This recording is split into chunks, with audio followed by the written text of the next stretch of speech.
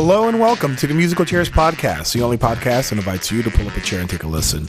Now, I'm going to be reviewing a subject I brought up in 2013 because it's reared its ugly head again in 2014, and I think it's still pertinent and informative to the hip-hop community that they listen to what I say, because they didn't last year. People still getting in trouble.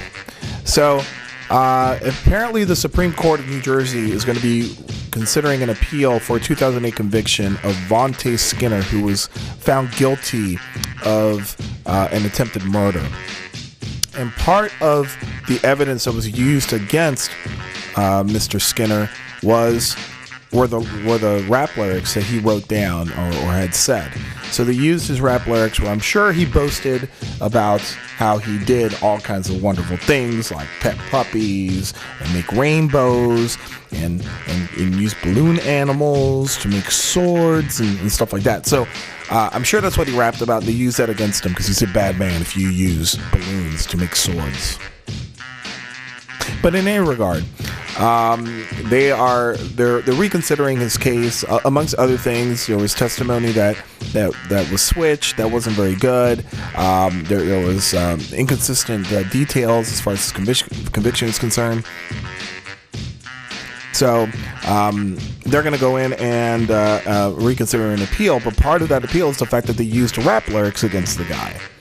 So I got to thinking about it, and the question to me came up is how protected are rap lyrics, and both from a legal perspective and from a societal societal perspective, right? Well, how far are your lyrics going to be protected? Now, I've thought about that too because I do write rap songs too. A lot of my raps have absolutely nothing to do with the streets because I'm not from the streets. Vino's from the streets. I'm not from the streets, right? So, but I think about that a lot, and it's like, okay, you can argue that rap lyrics are protected under First Amendment free speech rights, and I would agree with that statement. I would agree that I don't believe that just because Johnny Cash said that he was going to shoot a man in Reno, or he shot a man in Reno and just watched him die, that Johnny Cash actually went to Reno and shot the man. A lot of people do, probably. If you think that Johnny Cash shot somebody just to watch him die, please comment down below and explain why you think that. But yeah, I think it's funny how they how these lyrics can come out and it's protected. Like, if you really believe that Ice-T was a cop killer, Ice-T said, well, then you must believe that David Bowie is really an astronaut. Yeah, good point, huh? So I do believe it's protected free speech, and I think you should be able to say whatever it is you want to say. However, with that said, you should be able to say it, but there are consequences from a sociological perspective. And the consequences is that people believe that you actually do some of the things in your lyrics. Now, if you are coming out and you're looking like a thug, and you look like you could be the kind of person, I'm sorry, you look like you could be the kind of person that could commit a crime, and there are stereotypes that you fit to. That's the important part. And you come out with lyrics like, in the hood, I am a threat. It's written on my arm and signed in blood on my tech.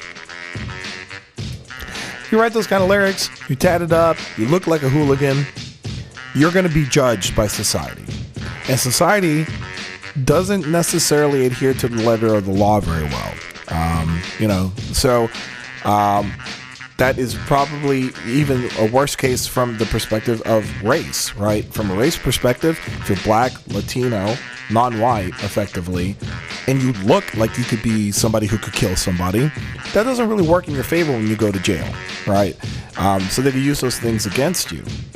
It's not right. It's not the right thing to do, but I can understand, which is why I said last year, and I'm going to say it again, rappers, stop confessing to crimes on wax. Stop it. Even if you made them up, I don't care. Stop it. Stop doing it. Not a good idea, right? You could be like, hey, yo, I heard that I did something around the block, but I did not mean to hit that man with the rock. See? I heard from around the block. It's a rumor. That's where you gotta go. You gotta put some distance between what you fantasize about what you do and what you actually do. You gotta put some distance there. It could be like I read in the newspaper of 2054 that I had shot somebody on the floor. Right? You can do that. Okay? Put distance between you and your crime. Okay? So with that said, this is going to be even more prevalent as more and more people go to jail in the future for various reasons. And we have to start really thinking about our constitutional rights for free speech, seeing how those things actually interact with the law. And we need to start having a movement, most likely. I think that's a good idea, is that we need to stop the thought crime police from coming in and telling everybody that we're killing people and doing things. Just because we thought of it doesn't mean we're going to do it. I think it should be based on your actions, for the most part. If you end up killing somebody and then you rapped about it, yeah, that should probably be used against you, right? Okay. That's why I came up with my own rap with regards to the ladies, right? So I had this one rap. I didn't say I'm gonna do it. I did it, because my girl can get mad at me if I actually do it. But I had this one song that I wrote, and it was something like, girls, I heard that I am no simp, because when I'm out on the streets, y'all ladies think I'm a pimp. I know that I'm fly. I don't mean to scare 'em, but girl, I know you wants to join my harem. It's just a song. It's free speech. All right? So, my woman comes asking, you tell her it's free speech, all right? All right. And that's all I've got for the Musical Chairs podcast. Feel free to subscribe down below. Go ahead and share this thing. Got Twitter, we got Facebook, we got the whole shebang. And that's all we've got. Talk to you later. Bye.